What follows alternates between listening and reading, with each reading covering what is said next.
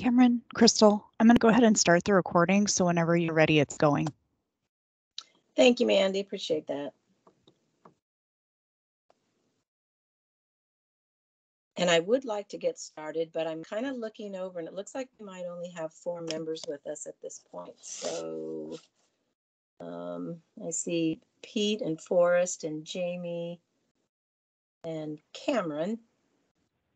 So if I'm missing others that are on there, let me know. Oh, Felix just joined in. So we'll wait a second or two here. I mean, it is just now 11:10.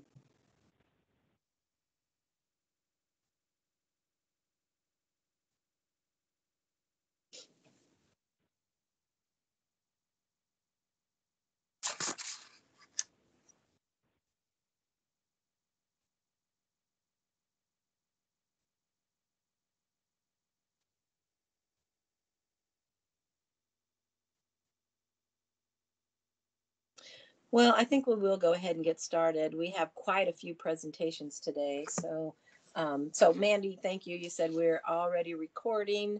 So I will call this meeting to order. This is the meeting of the Assembly Public Safety Committee of the Whole. Today's April 6th, 2022. And if you could start us off with roll call, Mandy, that would be great. Thanks. Yes. Ms. Kennedy. Here. Mr. Perez-Verdia. Here. Ms. Allard. Here. Mr. Constant. Mr. Dunbar. Here. Ms. LaFrance. Mr. Peterson. Present. Ms. Quinn Davidson. Mr. Rivera. Present. Mr. Weddleton.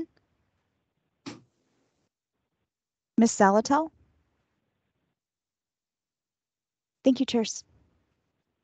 Thank you. Okay, well, we do have quite a few presentations today and kind of a full agenda, but I did want to ask if there was anything that any other members wanted to add to our agenda today.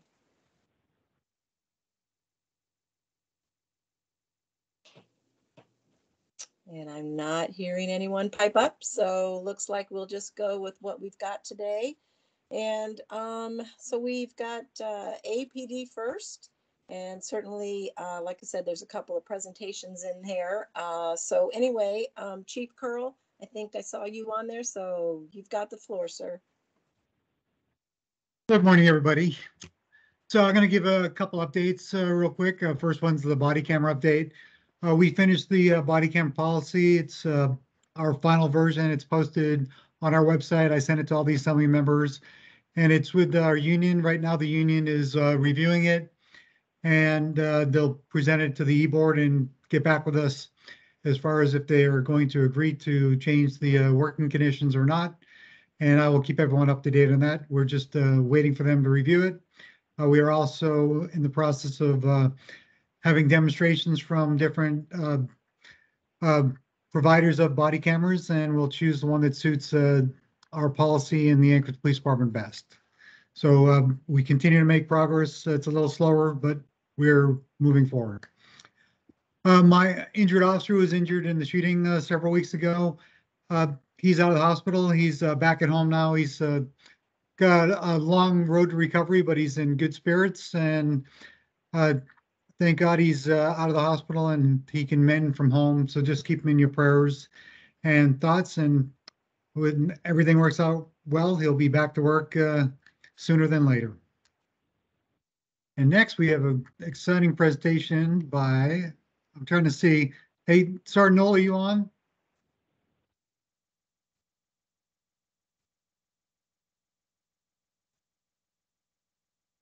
All right, I don't know where Sergeant Knoll is. Mandy, if you can put the presentation up there, we'll share it and I can go through it, because Sergeant Knoll's not here and I can probably answer some of your questions. Thank you. And just to make a note too, that that document is on the Public Safety Committee's webpage, so people have access to that from that point as well. Thanks. Go ahead, Chief. Okay, there's a lot of questions now with the snow melting quickly, even though it snowed a little bit yesterday. A lot of questions about electric bikes, and they're on the trails quite a bit, and people wonder what the rules on electric bicycles are. Next slide. So we're going to go over which electric bikes are allowed on bike paths and other pathways in the municipality of Anchorage. Next slide, please. So where can an e-bike be ridden? So there's two types of e-bikes. There's a low speed and a high speed. So a low speed e-bike can be ridden anywhere a normal bicycle can go. Pathways such as the coastal trail, bicycle lane, sidewalks, but not in the central business district. They are subject to pedestrian rules, and they must be ridden with reasonableness and at a prudent speed. Next slide. So a high-speed e-bike cannot be ridden in any MOA park or recreation area, on any sidewalk, bike path, or recreational trail, or bicycle lanes. A high-speed e-bike can be ridden on roads. They're subject to motor vehicle restrictions, and you must have a valid driver's license and M2 motorcycle endorsement to actually ride one of those. Next slide.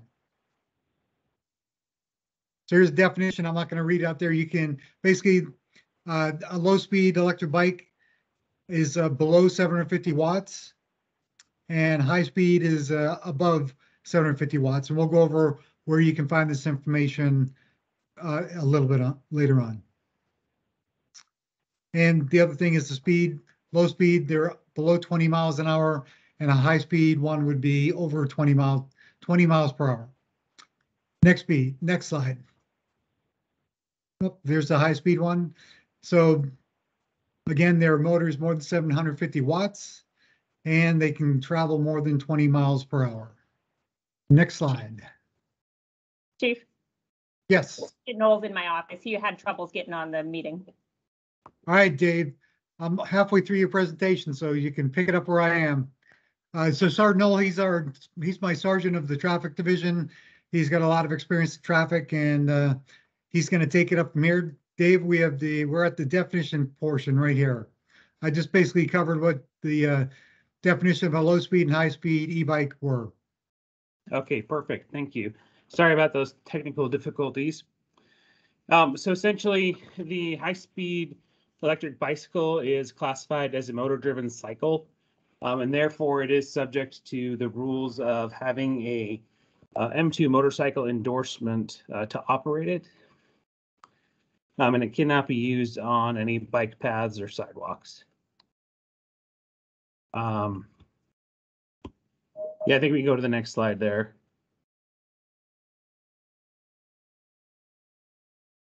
All right, so when it comes to motor vehicle description, it specifically excludes low-speed electric bicycles as not being motor vehicles, whereas high-speed electric bicycles are considered motor vehicles. So then you're subject to getting a DUI, for example, on a high-speed electric bicycle, but not on a low-speed electric bicycle.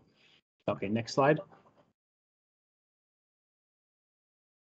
All right, so how can APD tell the difference between bikes? Was a question I anticipated would be asked. When an electric bike is going down a bike path, it's going to be hard for most officers to know the difference unless they have specific knowledge themselves based on make and model, essentially. Kind of like if I saw a truck go by, I can tell if it's a Ford Ranger or a Ford F-150 or something like that. But you'd have to really be into the e-bike world to probably know the difference between make and models. It's one easy way to tell would be is if it has no pedals on it at all, then it's not considered a bicycle. But from what I've seen out there, most of them are going to have pedals on them. Once we have contact with them, an officer would have to look at it to see if it lists the electric power for the motor, and also to see if it has a throttle to independently to propel itself only on electric power. All right, so next slide, please. So the industry standard is to have the motor size on a label under the clear coat label. so that an officer can look at it and tell what classification it is and what motor size it has. Another way to do it would be to look up the make and model of the bike itself on the manufacturer's website and see what's listed for it. And next slide. All right, so here's an example of a label. I went down to Alaska e-bike store and took a picture of this one here. This one specifically has on there that it's 500 watts. So right off the get-go, you can look at it and tell that it's considered a low-speed electric bicycle because it's under or 750 watts or less. So it doesn't matter if it has an independent throttle or not. It doesn't meet that motor power criteria. And next slide. Madam Chair.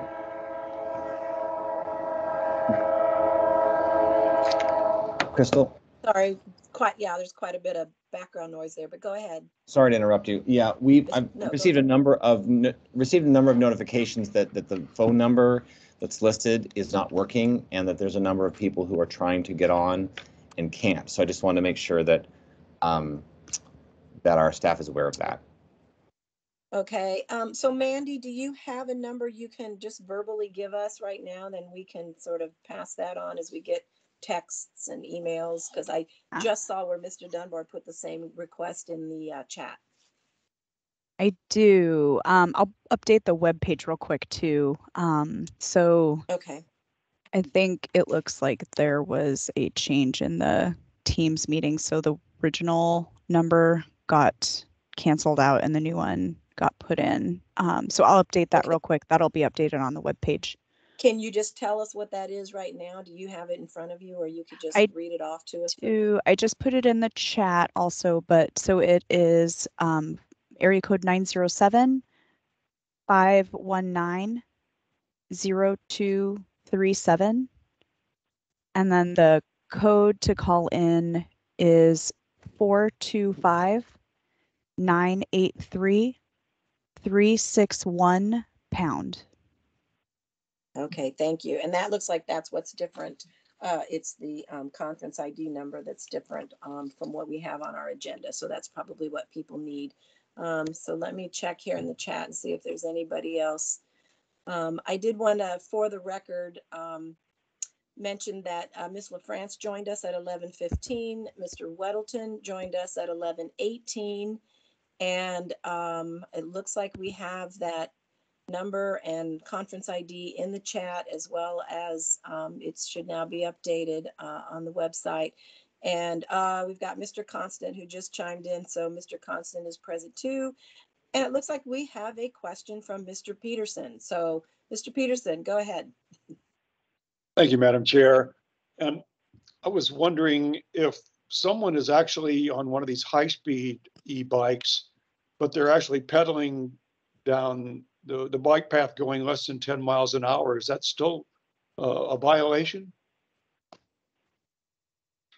Yes, so the high-speed electric bicycle is classified as a motor-driven cycle and therefore cannot be on any bike path, sidewalk, or other pedestrian way where motor vehicles are not allowed. Interesting. Okay, thank you. Yes. Thank you, Mr. Peterson. Do we have any other questions at this point from any of the members? Sergeant Knoll, I believe you might still have more to your presentation, so please go ahead. Okay, thank you.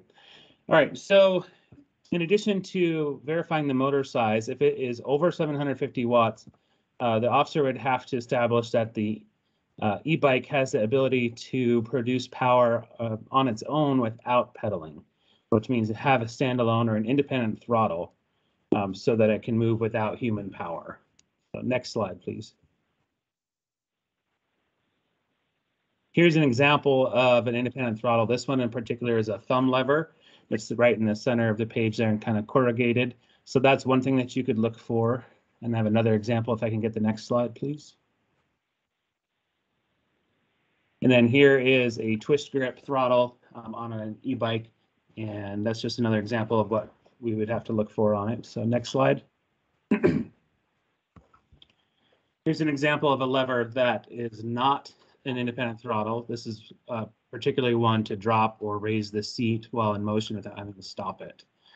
And the main, what was explained to me is that you'd have a mechanical cable coming out of something like this versus a wire coming out of an electric throttle, because that would go straight to the motor on those. All right, next slide. All right, so let's talk a little about some APD encounters. One particular that I'm familiar with was a major collision investigation unit call out for a fatal collision versus a vehicle versus an electric bicycle. And in this case, we had to determine, was this classified as a bicycle or as a motor vehicle? This one was clearly labeled on the bicycle frame, similar to the photograph I showed earlier, but the motor size was 500 watts. So it was easy for us to tell right off the bat that this is a low-speed electric bicycle, not a motor vehicle. This one, however, did have an independent throttle, but remember, without that higher power motor, it doesn't matter because it's still going to be classified as a low speed. This is a picture of the make and model that was involved in that collision. And next slide. Some potential encounters that APD could have with high-speed electric bicycles might come from Chugach State Park, where if they called us or had an incident with a bicycle, or probably more likely would be people on a pathway or one of the bike paths that's reported as causing a collision with a pedestrian, or complaints of high speeds or reckless driving. Those might be situations where APD would get involved in. And next slide. All right, so I went down to the Alaska e-bike store and I met with Kerry Schiffley. I believe he worked with some of you on the assembly in 2016 to have our municipal code updated to have these classifications. And he said that about 90% of the bikes that he sells are low-speed electric bicycles that don't even have an independent throttle. And 10% or less had an independent throttle, but mostly those were mobility impaired or elderly individuals purchasing them. And he only sells about 4 or 5 a year that have a high-speed motor over 750 watts and an independent throttle. And in those situations, the clients have to sign a waiver indicating they understand it's not classified as a bicycle and it can't be used on pathways intended for pedestrians and bicycles because it's a motor vehicle. He did point out that there are a number of makes and models available online, like from Amazon or other dealers, where you can order things that would be classified as a high-speed electric bicycle. And next slide.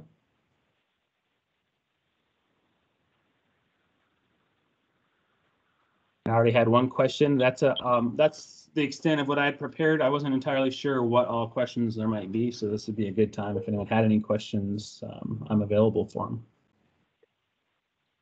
Perfect. Thank you, Sergeant Knoll. It looks like we might have some questions for you. I know I've got one, but I'll go to the queue. And it looks like we've got Mr. Constant first and then Mr. Perez Verdia. So Mr. Constant.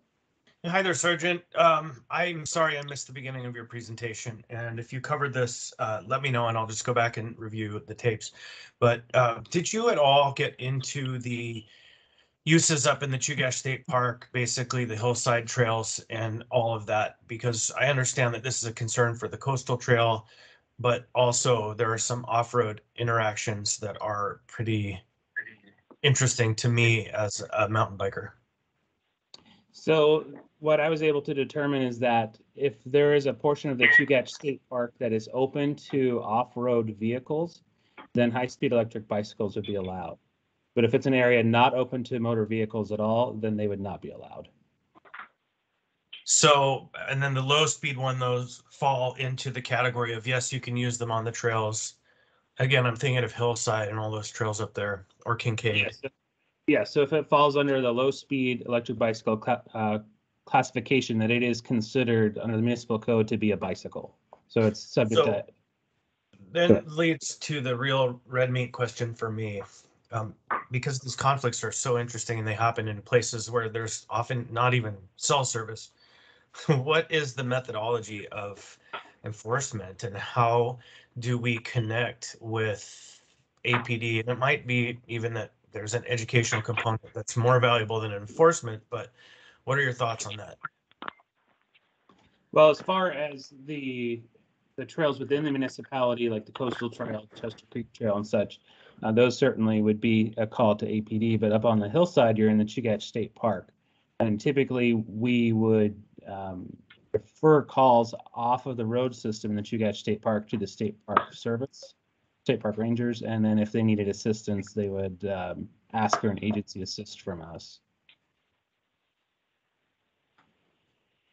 So from a practical perspective, sorry, Madam Chair, that seems to lead me to the conclusion that really there's no enforcement practically, at least in the state park side, and the Kincaid might be more easy, but for this one, so then it leads to the question of what are your thoughts that we could do alternatives to enforcement that might help to promote people understanding and following these rules? Well, I think, so you hit on education a little bit, and I think that'd be a great idea to coordinate with the Chugach State Park with for the trailheads, because I'm thinking of a couple up on the hillside in particular where there could be signage that specifically says what is allowed and what's not allowed. So I would imagine, I don't have an electric bike myself, but I would imagine anybody who does is probably going to know what its classification is as far as the engines, the motor size. Yeah, so fine, I'll end it here and just say I'm not against the use of these electric bikes. It actually opens up a lot of room for people who might have challenges. There is a very loud and interesting conversation happening in the wildlands on the trails about this very topic. And the idea of these high-powered ones, it's more tricky. And it really feels like there's no way to manage this issue because it's happening outside of the edges.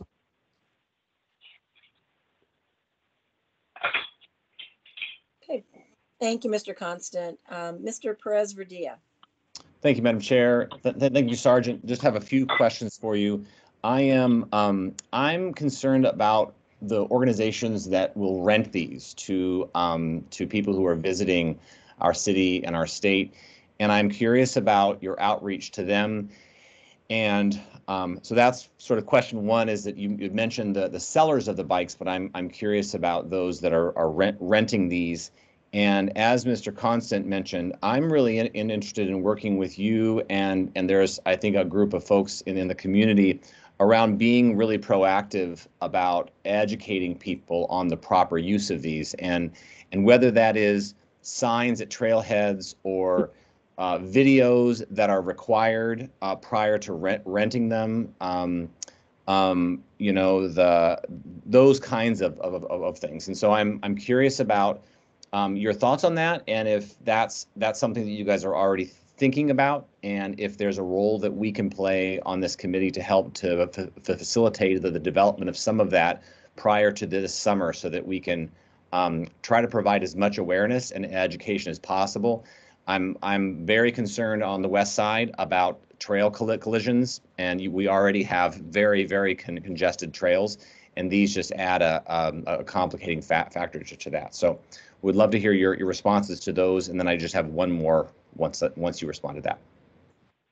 Okay, I had not reached out to any of the rental facilities. I wanted to learn more about the product myself, and that's why I went to the Alaska e-bike store. I would, from what I've learned there, I would be surprised if the rental companies were renting anything that actually does qualify as a high-speed electric bicycle. And I wouldn't mind at all going out and talking to them and kind of getting a feel for what it is they are renting out for people to use. Yeah, I mean, I would agree with you. I think it's the low speed, but it's still the 20 mile an hour bikes, and so that's the curiosity that I have, is that I'm trying to figure out ways that we can be more proactive, whether that's drawing lines on the trails to clearly help folks to see the two sides, signage on trails. As I said, I didn't know if any of those things are in your plan prior to the summer, to not only for the e-bike specifically, but really as our trails become more congested. I think particularly this year, I have a sense that our trails are going to be heavily used, and so I'm just curious about what we can do to minimize the risks there. Okay, I didn't have any plan for this summer as far as requesting any extra signage or painting on the trails.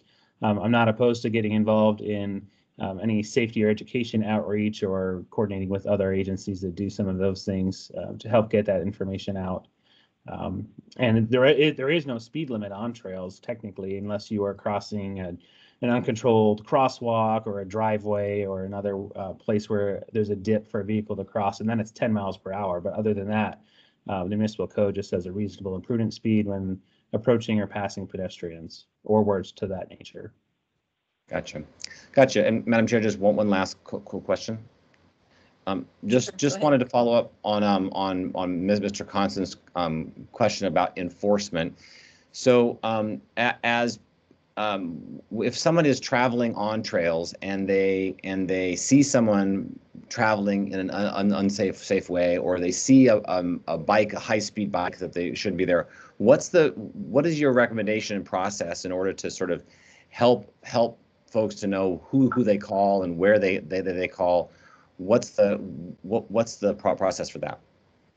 So what people should do is, well, if there's a direct emergency, call 911, but most likely in that situation, call 311 and report the behavior. Okay. Dispatch should then put out a locate to officers. And personally, so I supervise a traffic unit. I have 8 enforcement officers, and my plan now that I've put this information together is to educate them on the difference between low speed and high speed electric bicycles. So if we are available to respond to any complaints like that, we can go out and take care of the enforcement that might need to happen there. Okay. And Cameron, this is Chief Curl, I'm gonna follow up with that. I'm going to have Sergeant Knoll actually train my SROs who we assign to a lot of the trails in downtown area during the summertime. So he'll do a little education there so that when they are out there on the trails, they can actively enforce the e-bike rules that we have. Right. No, I think that would be great. And I just one last suggestion is Visit Anchorage would be a really great organization to connect with around the rental bikes and tourism and all of that. I think if some proactive work there would be really helpful in making sure that our visitors and our residents are safe this summer on trails. Thanks. Thank you, Mr. Perez-Verdia. You had some of the same thoughts that I did and some of the same questions. So I think my question has been answered as well. So Sergeant Knoll, did you want to make any other comments on this, or Chief Curl? That's all that I had, and thank you for the opportunity. Okay, thank you. Sounds like we'll be working a little bit longer on it. Mr. Constant, go ahead. Just one last word on the topic. To anybody and everybody, if you get a chance, you should go out, and maybe we should schedule a field trip where we take a ride on the trail with some of these electric bikes so you can get a sense of what it's really like. And for the bolder ones, we may have a talk about going up into the hills. So I would love to offer and figure out how to do that. And like I said, if you get a chance, try it out. Okay, thank you, Mr. Constant. So Chief Curl, anything else on that? The only thing is my PIO's online. I think what we'll do is we'll send out just an information thing on our messaging platforms just to educate people a little bit, and she'll come up with a catchy slogan or something to make sure people are aware of the rules. Great, appreciate that. Thank you. Yep, definitely a bit of a public safety concern. So thank you. Anything else then, Chief Curl, for the APD updates? Nope, that's it, unless anyone has any questions. Okay, great. I don't see any more questions at this point, so I think we'll move on. But, you know, as always, happy to have you stick around in case something else comes up. So we'll move on to the Anchorage Fire Department. And I know Chief Schrage already told me he couldn't be with us, but it looks like we have Fire Marshal Brian Dean with us. So I'm just going to turn it over to you. Yes, hello. Brian, thank go you. ahead. Yes. So looks like the agenda for the fire department today, we wanted to cover the Firewise and wildfire planning update, public noticing for fireworks displays, and then an update on active management, the closures related with emphasis on reassuring the public what we're doing there. So probably the big one today is going to be Firewise and wildfire planning. We are continuing with our Firewise program similar to previous years. It is a continuation. This will be Cruz and our Firewise coordinator doing home Firewise assessments. with the option to reimburse folks for their tree removal, or 50% of the cost of their tree removal up to a certain amount. This is the final year of the grant for that one, so we do plan to continue even after this year offering Firewise home assessments as a public service through the AFD, but the reimbursement grant ends this year. We are planning to have our coordinator come on sometime this month or first part of May. Hopefully we'll get him on by the mid-month this in April. That's the most effective time to get going on it. The same plan as for woodlots, the Eagle River woodlot, and at the Highland Regional Landfill, and then the Anchorage woodlot. We have the same contractor operating the South Anchorage woodlot. And then we'll reach out to Girdwood too. They've done a couple opportunities for weekends, not a consistent or continually open one, but they open it in a location down there for folks to use as needed. Let's see, there's a Hillside Wildfire Awareness event coming up on April 30th at the Hilltop that we're providing support for. That's this year, I think the Hillside Community Council is the one heading it up, but there's a bunch of folks from Halo and other community councils, Team Rubicon, that are involved in that Division of Forestry, and it's kind of a big kickoff event just for wildfire awareness and other hazard awareness for mainly the Hillside, but certainly open to anyone else that is interested in that. We continue to provide wildfire data to UAA ICER program. They're doing a wildfire study. It's been ongoing for a couple of years now, and providing wildfire mapping and hazard risk study.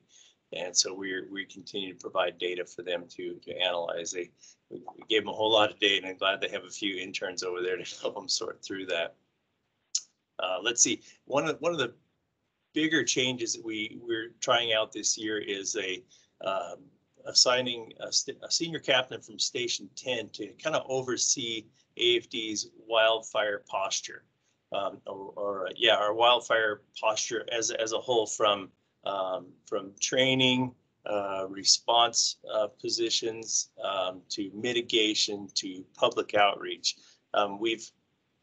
We used to have a very robust wildfire mitigation office, and of course over the years funding for that dwindled, and until now we have basically a Firewise coordinator, and then we've just addressed the wildfire needs as it comes up, mostly in a response posture, but we're trying to get a more holistic approach to that, so that we can at least plan in the future and do more things for wildfire awareness and preparedness.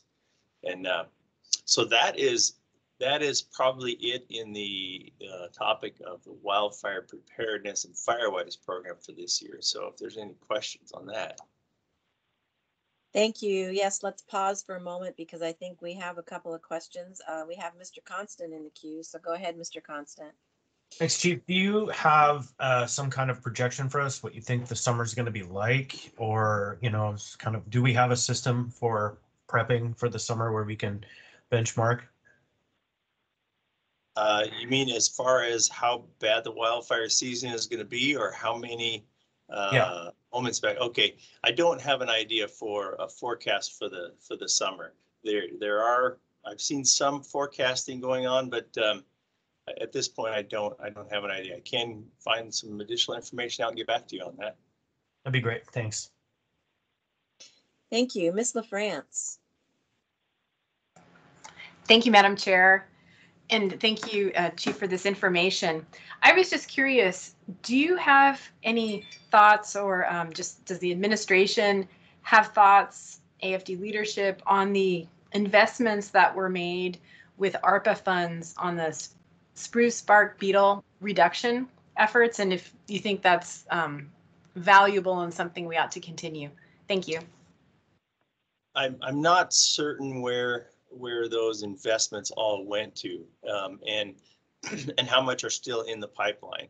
There's been a lot of talk about funding for spruce bark beetle mitigation, and any opportunity that I get, I advocate for securing funds for spruce bark beetle mitigation, and that's different than the home Firewise assessment, because there's a lot of other conditions that people have to meet to do that. Whereas the help people need, our community needs, is to remove the dead spruce beetle trees, and that's quite expensive. And the Firewise program is not meeting that need in that capacity. So any opportunities that we can to secure funding for homeowners to be able to tap into that, that's certainly helpful. Great, thank you so much. That's very helpful. Thank you, Madam Chair. Thank you. Mr. Weddleton. Thanks. So, I was talking to someone a few days ago who said, he's clearing a lot of brush over, number of years from his house. And he said that it costs him more to bring it to the woodlot down off of C Street than it does for him to go to the central transfer station. And I wonder if, it's been a while since I've done that, so I don't know the pricing on that. But if you taken a look at that and compared, because we certainly want to go to the woodlot rather than the central transfer station. That is something that's come up, especially in some of the Hillside Resiliency Group discussions about maybe a wood chipping day or something like that, where you have a wood chipper that goes around on routes, and actually people just put their brush out by the road, and then we chip it up and haul it off. That's really expensive. Getting a contract to be able to do a route with a chipper and a truck to accommodate that, and the consistency isn't quite there, because you might go a long ways without having a pile, and then there's another one a couple neighborhoods away that you might have a few more. So there is some logistical problems with that add to the cost. The woodlot has been super successful with people bringing things to that one location, but yeah, we do recognize that some people that's more difficult to do. I think along with a neighborhood service like that, maybe exploring something where we could look into some kind of pickup service for that. I don't know how that would fit into the grant funding, but it's something we can certainly look into.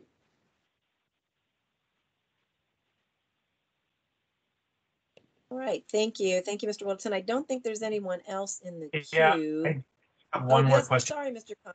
Go ahead. Okay. Yes. And you probably can't answer this question, but it's not on the agenda, and we probably should have put it on the agenda. And that is, do you have by any chance a briefing from the chief or Chief Alex Boyd regarding the cleanup, the emergency up at Highland Road? As this is Public Safety Committee, seems like a germane place to have an update if there is one.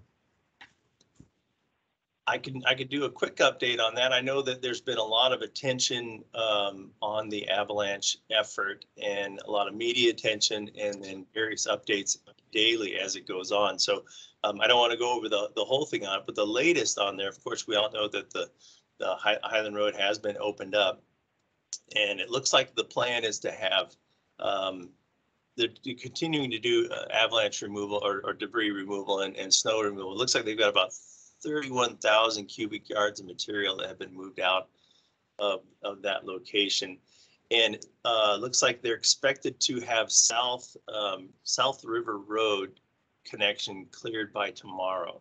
So I think that's the remaining portion that is still impacted out there as they continue to move a lot of snow out there. But hopefully by around noon tomorrow, they expect that to be opened up as well. Thank you. All right, thank you, Mr. Constant. Thank you, Chief Dean. That might be it on some of the Firewise and that, and then you had some other budgetary updates. So do you want to move into that one? We had the next one. The next one on the agenda list was indicating a public noticing for fireworks displays. You want to move into that, or I didn't have a specific one for budgeting, but. No, that's fine. Go ahead. Actually, that's a good one too. So I didn't have that one specifically, but please go ahead. Okay, certainly. So the problem with the fireworks, public noticing for fireworks displays, right now there isn't one. I think most of the community is aware of our regular fireworks that are regularly scheduled throughout the year. We have New Year's, Ferrandi, and Independence Day in a couple different locations. So it comes to about a half a dozen per year. But then we get some outliers every now and again. I know years ago, I think BP had a fireworks display celebrating a major oil find that they had. And then just recently we had one at Cuddy Family Park. And the problem was that a neighbor to Cuddy Family Park didn't know about it. And of course, they usually take precautions for their pets when there's a fireworks display going on. Well, they didn't have notice of this one, and it sent their pet into some severe anxiety that they were facing probably a long time to help the pet recover from that. So they inquired about what kind of public notice is available or could be available for this. And I think it went through Parks and Rec to figure out how that might work. And then it ended up with the fire department. And the Fire Prevention Division, we issue permits for every commercial fireworks display that is within the fire service area. So we don't cover them all. So it's not completely holistic or inclusive. We wouldn't cover Girdwood. We wouldn't cover, say, we had a request for one at Arctic Valley, and then parts of Chugiak Eagle River that are outside the fire service or not on municipal property. We wouldn't cover that. That would fall to the state fire marshal's office. So there's maybe some lack of notification that would happen in those instances. I reached out to the health department through their noise permitting section, and they actually do issue noise permits throughout the entire municipality, and fireworks are included in that. So I'm in discussions with them right now about how the best way to do this, and it seems a notification upon approval of the permit through either Nixle or social media or both. And just depending on whether the fire department does it or the health department does it, that's where we're at right now. I'm not exactly sure who the best entity would be for that, but we'll figure that. There's not a tremendous amount of them, so it wouldn't be difficult to do, and I see it as pretty reasonable. Thank you. Appreciate that. Do we have any questions on that item?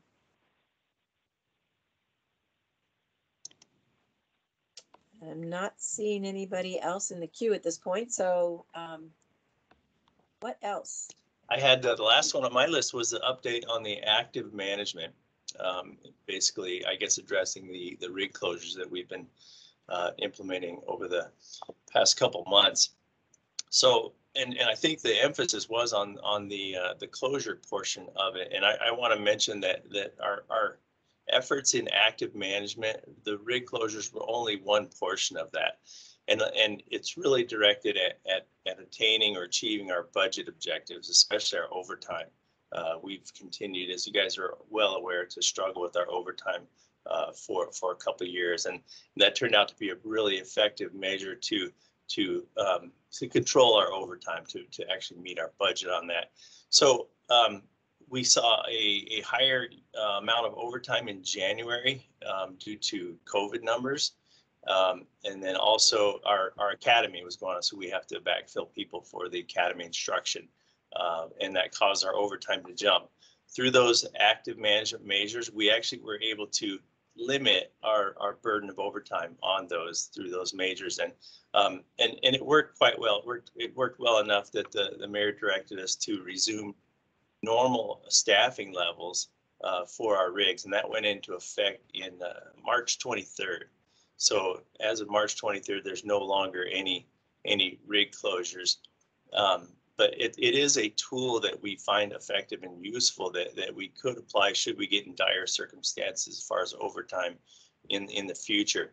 Our other tools for that are also ongoing review of leave usage, like FEMLA, annual leave usage, looking more deeply into our workers' compensation, seeing how to be more resilient, get people back on the job a little quicker. So that's the update on that portion of it. So we're not doing the rig closures anymore at this time. That ceased last month, and so we are hopeful that we can continue while with our overtime management that way, that we'll continue to chip away at that. But we did see some being able to hold the line pretty good on our expenditures for January and February. So if there are any more questions on that, that's the update for that portion.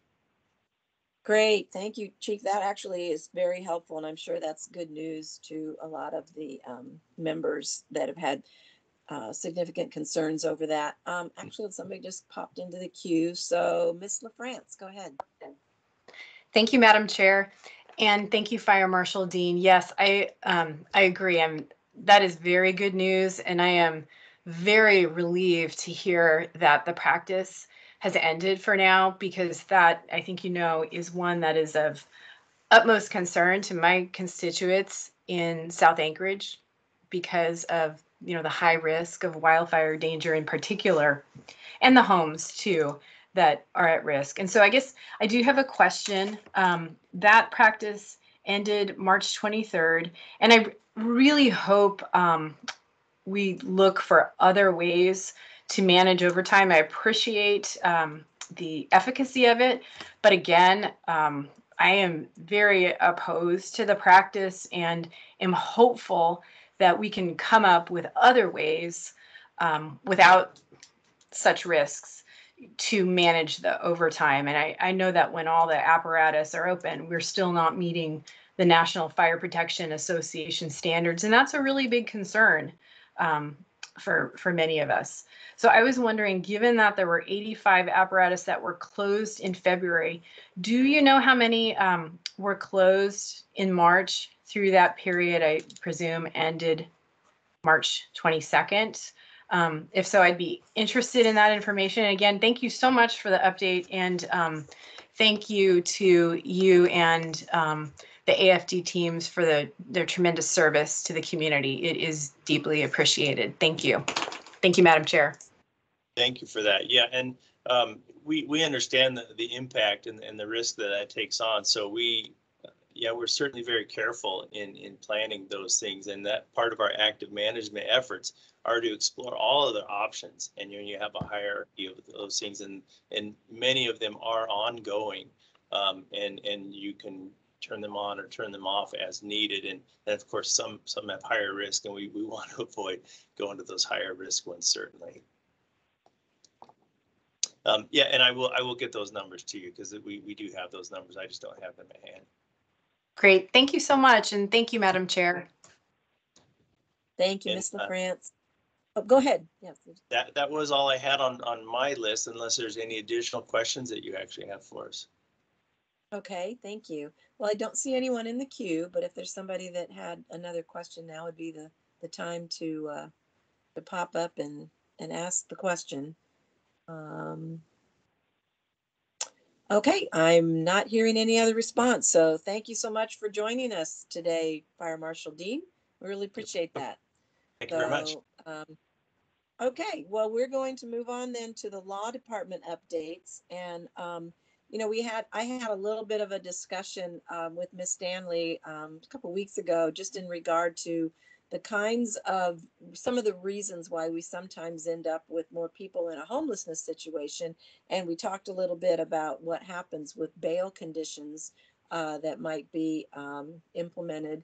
And so we're going to get an update or a presentation, I should say, from the law department in kind of what the bail condition program is all about.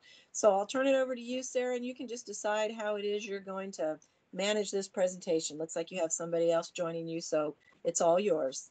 Thank you. Thank you. Yes, I have with me Monica Elkinton, who's the deputy prosecutor in charge of domestic violence.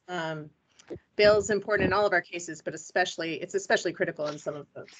So, Monica, do you want to start with this slide?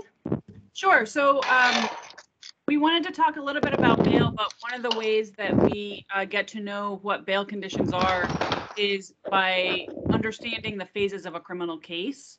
So these are the phases that happen in the court system. Obviously, arrest and citation happen first. Some people are arrested for their crimes. Some people get a ticket to show up later.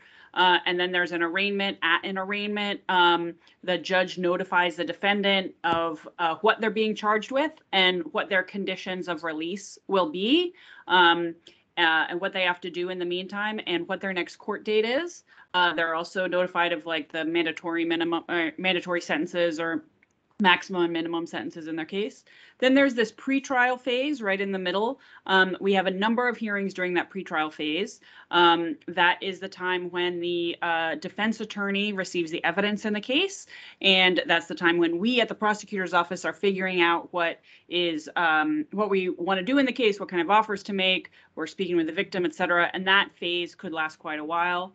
And then the trial or plea stage, that's how a case is resolved. Either it goes to a trial with a judge or a jury, or a plea. A change of plea is how many of our cases resolve. They are settled, and then there's a sentencing phase. So when we're talking about bail, we're talking about the conditions under or the rules that the defendant must follow while the case is open.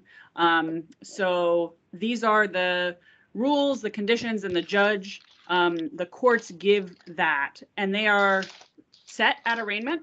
They may also be adjusted during that pre-trial phase at a bail hearing after argument from the defense and the prosecution.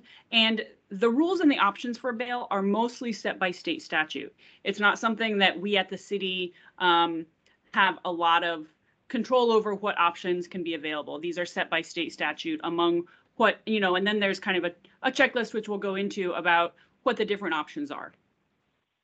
And we're going to be alternating slides. So Sarah will do the next slide. You're on mute, Sarah. Thank you. So the state statutes set out guidelines that the judges have to abide by. When bail is set, there's a prosecutor in the room and a defense attorney in the room. There might be input from a victim, and then the judge sets the actual conditions, but following the guidelines set in statute. So here are some of the possible bail conditions that might be applied in a case. Some of them are standard and come in all cases, such as don't commit any new crimes while this case is going on.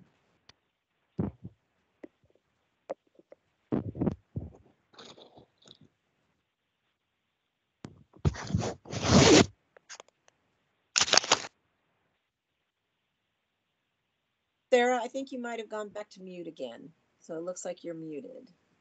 Thank you. Every time I click on the thing, apparently. Okay, so stay in touch with your lawyer, attend court either in person or telephonically. Nowadays with COVID, people are pretty much allowed to attend telephonically. Some cases, if alcohol was a factor, there might be a condition not to consume alcohol. Along with that would come a requirement that they not possess liquor or go to any bars or liquor stores. And if someone was, say, stealing from Fred Meyer, there might be a condition to stay away from a particular business. If it's a DUI or reckless driving or leaving the scene of a crash, there might be a condition not to drive. When we come to victim crimes, there's generally a condition not to have contact with that person. If there's a crime involving children being hurt or put in danger, then there might be a condition to follow OCS recommendations. Domestic violence crimes, we frequently have conditions to stay 500 feet away from the residence of the victim. Sometimes there's mental health issues where a condition might be you have to continue to take your medications. Illegal drugs are, you would think that possessing illegal drugs would be a crime and anyway, but sometimes we have to specify that no illegal drugs are allowed to be consumed. Sometimes people are told they can't possess weapons, including firearms. Things that bail conditions don't do is they don't tell you where to live or what to do with your time or what job you're allowed to have, that kind of thing. These conditions are all with an aim to protect the safety of the community and the victim. And Monica, if you have anything to add on that, feel free. You're muted. Yeah, no, I agree. I don't have anything, but we have some more clarifications in the later slides. So how is bail enforced? Under state statute, the court must find the least restrictive means to protect the public, and that includes protecting the victim, and to ensure court attendance. And those are the main criteria that they're looking at. So during COVID, there's been changes to the bail schedules, and the least restrictive means has often meant not being in jail. And there's different kind of options for what this means. Sometimes offenders are released on their own recognizance. That means they are just trusted to do the right thing. They are told to do the right thing. And this is a great deal of our cases. Here at the municipality in the prosecutor's office, we deal with a lot of people who have never been in trouble before. They get a DUI, or they get a minor offense, and so they're released on their own recognizance, and there are many of them that don't commit bail violations. So this works for a lot of people. Then there is a monetary bond also, that they have to post money either to ensure their appearance at future court dates, or to ensure that their performance, that they are going to behave. So if they do that, at the end of the case, they get that money back. And this is typically for repeat offenders. And this is not every single case either. So this is just one of the options that the judge has, but they still have to evaluate whether this is the least restrictive means. You want to go to the next slide, Sarah? So one question that we frequently get is, how is this bail actually enforced? So one tool that we have here in our office, and Monica can feel free to jump in on this, we have 2 APD compliance officers who are assigned to our office. They're actually out of the warrants office with APD, but they actually help us do compliance checks for domestic violence crimes. So if a defendant in a domestic violence case is told that he cannot return to the residence of or have contact with the victim, the compliance officers might go to the victim's house and see if the defendant is there. So we actually have APD officers proactively going out and checking to see if defendants are in compliance with some of those restrictions.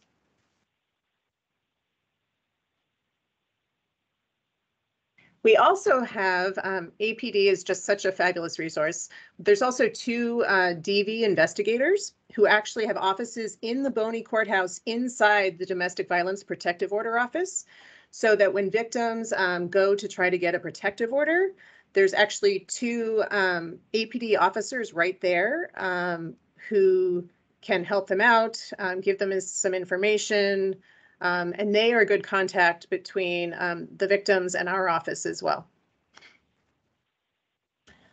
And then we have the larger Anchorage Police Department.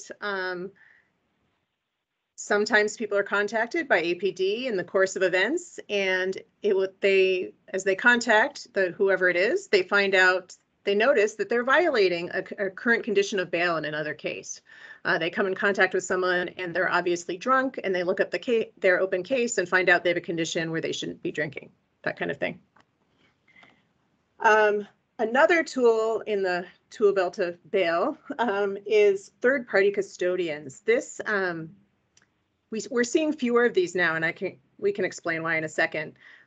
But sometimes in serious cases, the judge says that someone can't be released until they find a third-party custodian and get that person approved. That means that they have to come up with someone with minimal criminal history who will be with them 24/7 sight and sound, like a toddler, and will be responsible for making sure that person goes to their court hearings and complies with all their bail conditions. And that person has to promise the court that if anything is violated, they will call the police and the prosecutor's office themselves to turn that person in. Sometimes it's pretty hard for defendants to find someone who's willing to do that for them. So it's a lot of responsibility. But that's pretty effective, especially in domestic violence cases, to prevent contact. Sometimes that's a pretty good one. And as I said, it's for more serious cases or repeat offenders who have shown that they can't follow the guidelines. Finally, a little bit of history.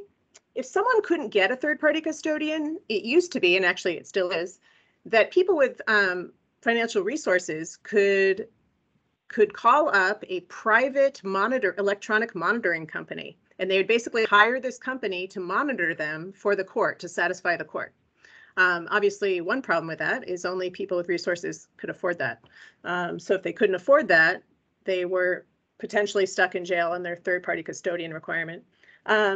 One really great thing that came out of SB 91 is the Pretrial Enforcement Division, which is a brand new division of DOC, Department of Corrections, which basically does monitoring of defendants for free. So now, instead of someone not being able to get out of jail because they can't pay a private company to monitor them, they can get out of jail more easily because there's this part of DOC that can monitor their behavior. And I'm going to tell you a little bit about PED. So this is a branch of DOC that we work with very closely, and they are monitoring many of our misdemeanor defendants who are awaiting basically their day in court, awaiting their trial. And these are two devices that PED puts on defendants that then we get data from. The first one on the left is the portable breath testing device. It has a straw that comes with it, which you see in the picture. And then there's two different little circles on that right side of the device. The straw goes in the bottom hole, and the top circle that you see is actually a camera that takes a picture of the person giving the breath test. So what that means is that the defendant is out, at work or in town, living their life. And every 4 hours from 7 a.m. to 11 p.m., they have to take this breath test, and it takes a picture of them. So they can't hand the breath test off to their designated driver or whoever is with them and say, take this for me. This takes a picture of them, and it sends their picture back to PED. And any of, if they don't take their breath test on time, that's a violation. If they have somebody else take it, that's a violation. If they're, if it's positive for alcohol, that's a violation. So PED is keeping track of all this and notifying us that they violated their bail. The second device you see, the GPS mobile monitoring, is an ankle bracelet. And that is something that they wear on their ankle. And offenders might have both of these or neither one, or only one, and depending on what the conditions that the court sets. And that GPS keeps track of them all over town. Now, there are different levels. One of the levels, and like I said, the court has to use the least restrictive means. So if just wearing a GPS as you go about your life in town is restrictive enough to keep a person on the straight and narrow, then that's fine. But some people are going to violate a few times, or they have bad enough history, et cetera, and they might have an exclusion zone or house arrest. And so PED is monitoring this too. For house arrest, it's like the PED division draws a radius around your home, and you have that GPS monitor on your ankle. And if you go past however many feet, 20 feet outside your residence, then they will be notified immediately, and an officer will come out and arrest you. And they will know where you are because of your GPS monitor. They will also know if you take it off.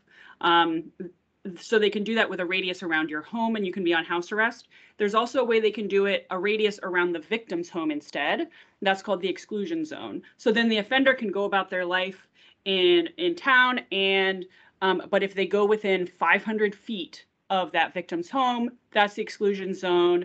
Immediately, PED is notified, and that's a violation of bail. So that's something that happens too. But like we said, it's typically these are all for courts to determine whether people need these devices.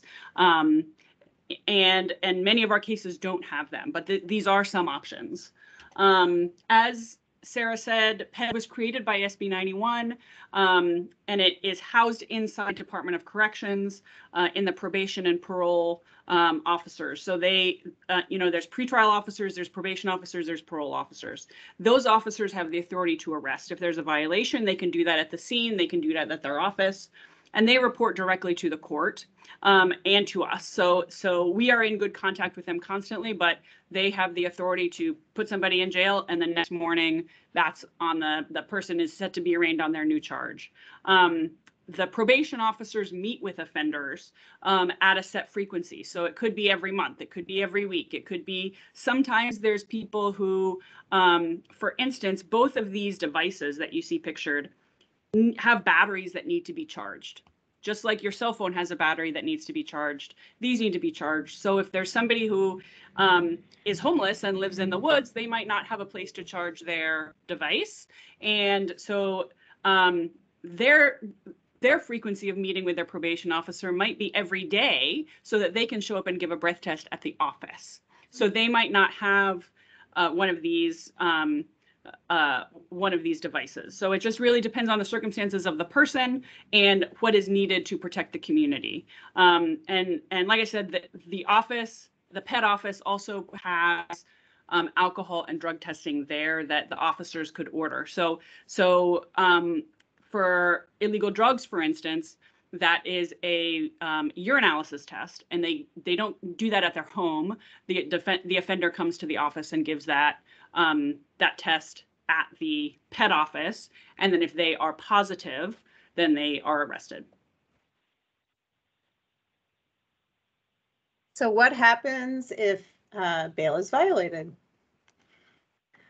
Well, as soon as if PED finds out that someone has violated, then as Monica said, they would be arrested and sent to court. If we find out somehow that bail's been violated or through APD having contact, then we participate in getting them back in front of a judge to get a new bail hearing.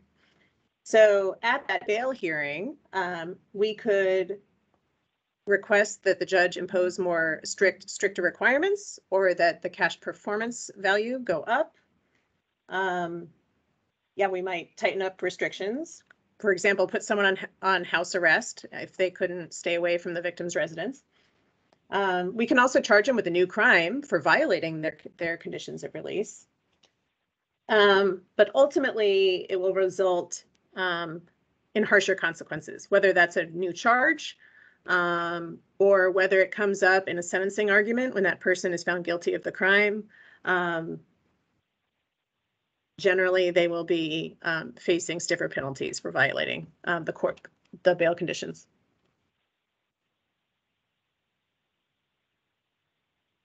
And this is our last slide, just to kind of show that bail is for only a portion of this case.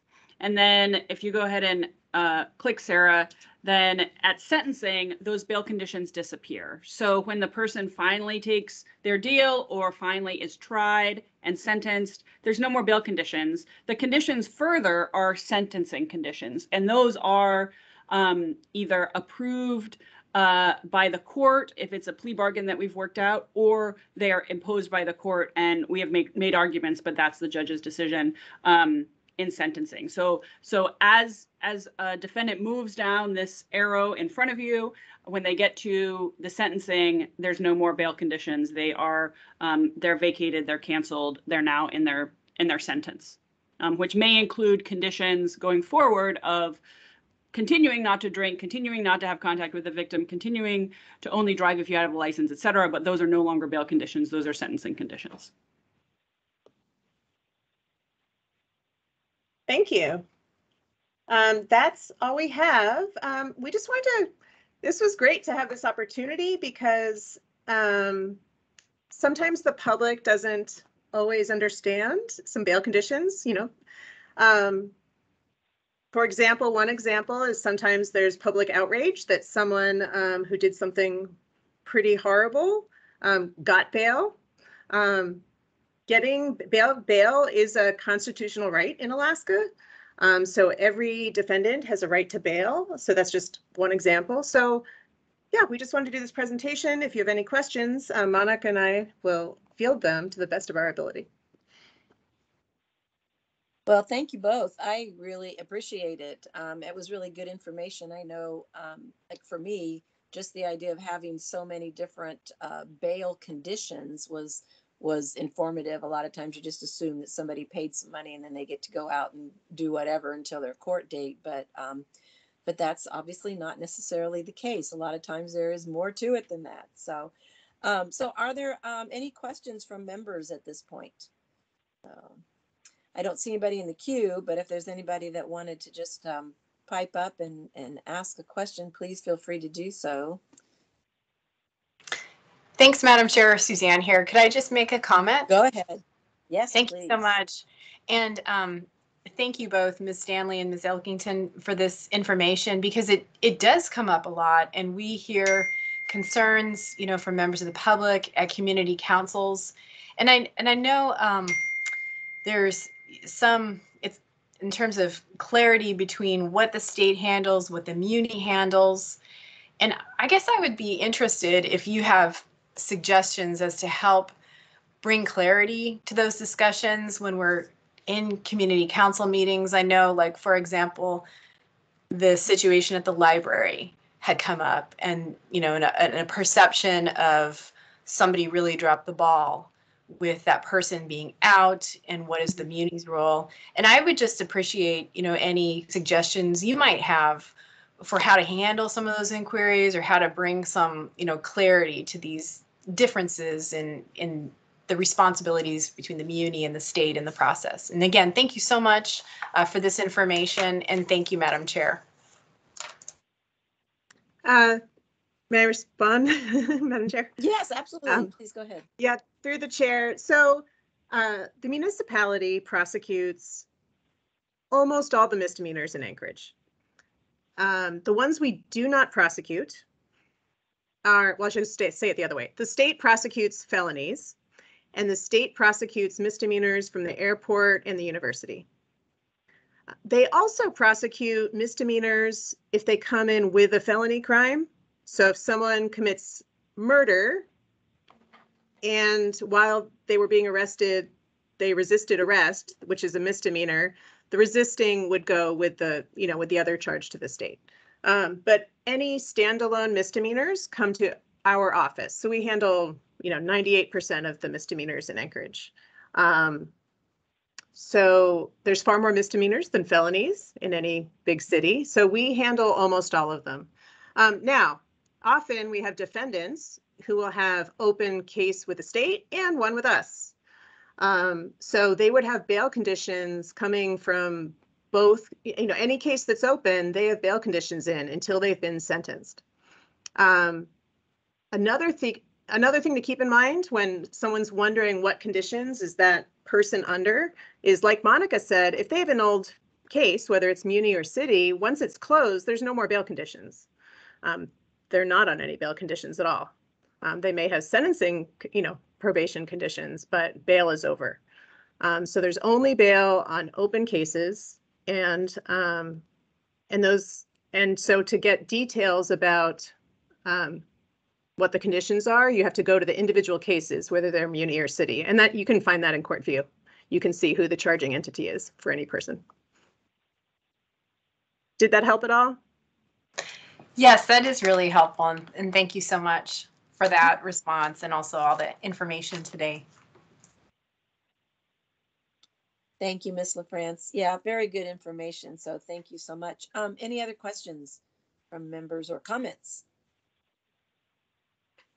I don't see anything. I think you all did such a thorough job that we had questions answered before we had to ask them. So appreciate you both very much. So, so yeah, thank you, Ms. Elkinton. And Ms. Stanley, anything else from the law department then before we let you go? Nope. No updates. Okay. All right. Well, thank you so much. So, all right. Well, is there anything else from committee members? Any other questions just in general or comments from committee members?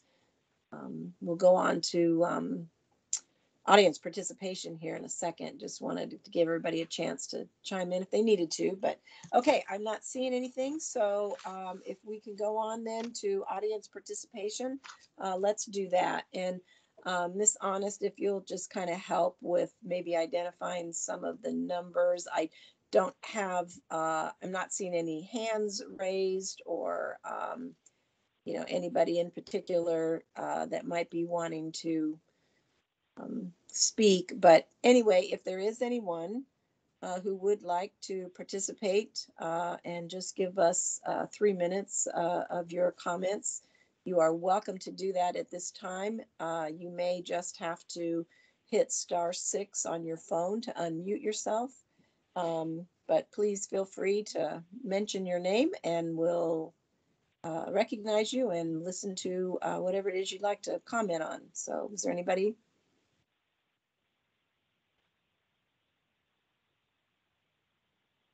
Crystal, I had an email that I received from one of the participants that was a question about the victim notification, but I don't know if she's still on.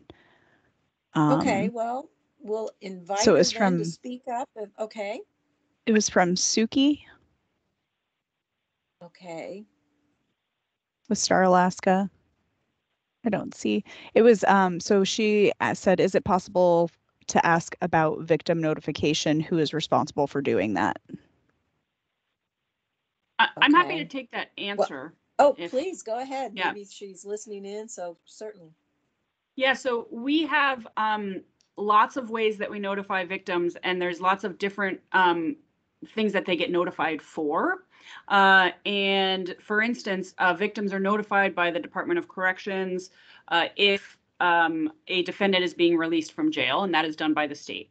That is something that is done. And then in the Alaska Constitution, victims have a right under the Victims' Rights Amendment to be notified if there's something happening in their case. Basically, like if the conditions are going to be changed in the case where they're the victim.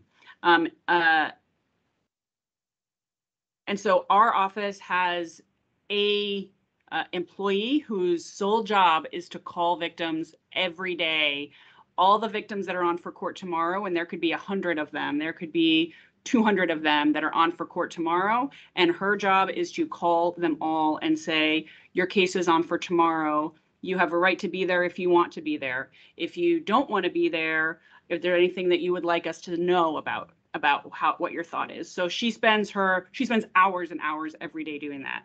We also notify victims when we're making an offer, because they have a right to have input when an offer is made, and so we do that.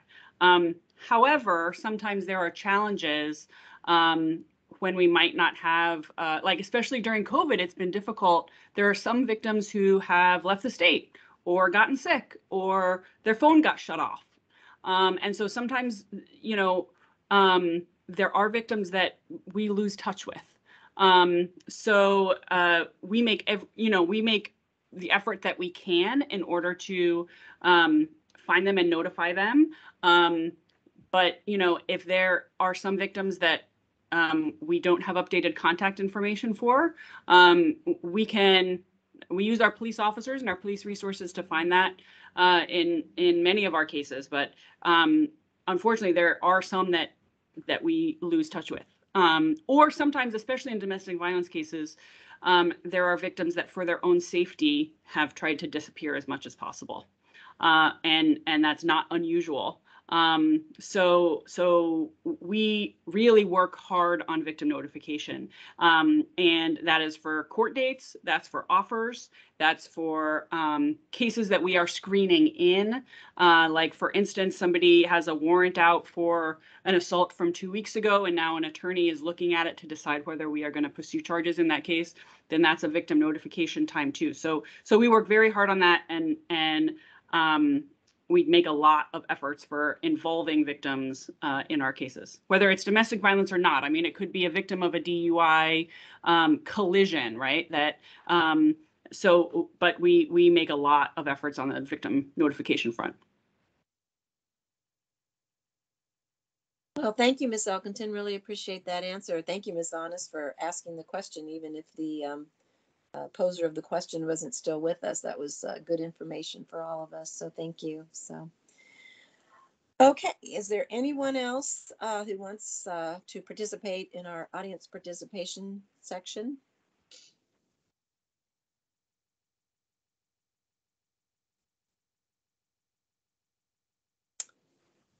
So not hearing anything. So anyway, then I guess we will finish a little bit early this morning. And if there's no objection, I will adjourn this meeting. So, hearing none, then we are adjourned. Thank you, everybody. Thank you so much. Thank you, Crystal.